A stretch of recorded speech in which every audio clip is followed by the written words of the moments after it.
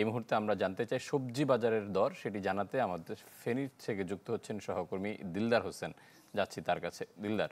বাংলাদেশ গড়তে এলো Zulfikar still. Zulfikar still, ইস্পাত দৃঢ় অঙ্গীকার।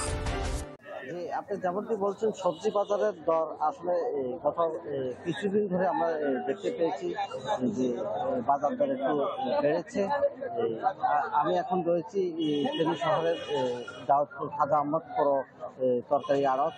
এখানে কাকঢাকা ভোর থেকে শুরু করে দিনভর এখানে সবজি বেচা কেনা চলে। তবে এখান থেকে পুরো শহর ফেনী এবং আশপাশের এলাকাগুলোতে সবজি ক্রয় করে নিয়ে তারা খুচরা মূল্যে বিক্রি করে থাকেন। আমরা আজকে খোঁজ নিয়ে জেনেছি আলু বিক্রি করছেন এখানে 14 থেকে 16 টাকা কেজি প্রতি, এবং পাশাপাশি যে অন্যান্য যে সবজিগুলো রয়েছে প্রতিটি সবজি 50 থেকে 80 টাকা পর্যন্ত বিক্রি করছেন।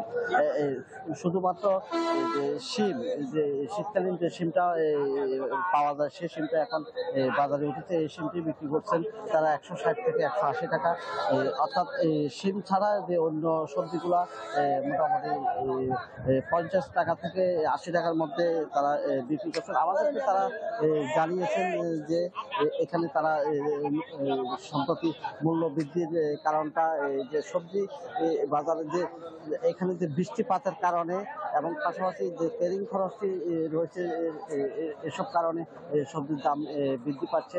যে আমরা এখানে যে বাজারে রয়েছে এখন থেকে কিছুক্ষণ আগে এখানে বৃষ্টিপাত হয়েছে, অর্থাৎ বৃষ্টিপাত হলেই সবজির দাম বৃদ্ধি পেয়ে থাকে, কারণ সবজি নষ্ট হয় এবং পাশাপাশি দূর দূরান্ত থেকে যে সবজিগুলো আনা হয় সেগুলো বিক্রি করতে পারে না, এবং পাইকাররা যেমন বিক্রি করতে পারে না, পাশাপাশি যারা স্থানীয় পর্যায়ে নিয়ে খুচরা বিক্রি করেন তাদেরও সমস্যা হয়। এই কারণে সবজির দামটা বৃদ্ধি পেয়েছে বলে আমাদেরকে জানিয়েছে। পাশাপাশি আবার এই পরিবহন ভাড়ার বিষয়টিও রয়েছে।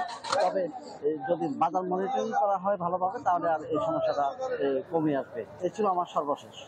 দিলদার, আপনাকে অসংখ্য ধন্যবাদ। দর্শক, ফেনী থেকে সবজির দর জানাচ্ছিলেন সহকর্মী দিলদার হোসেন।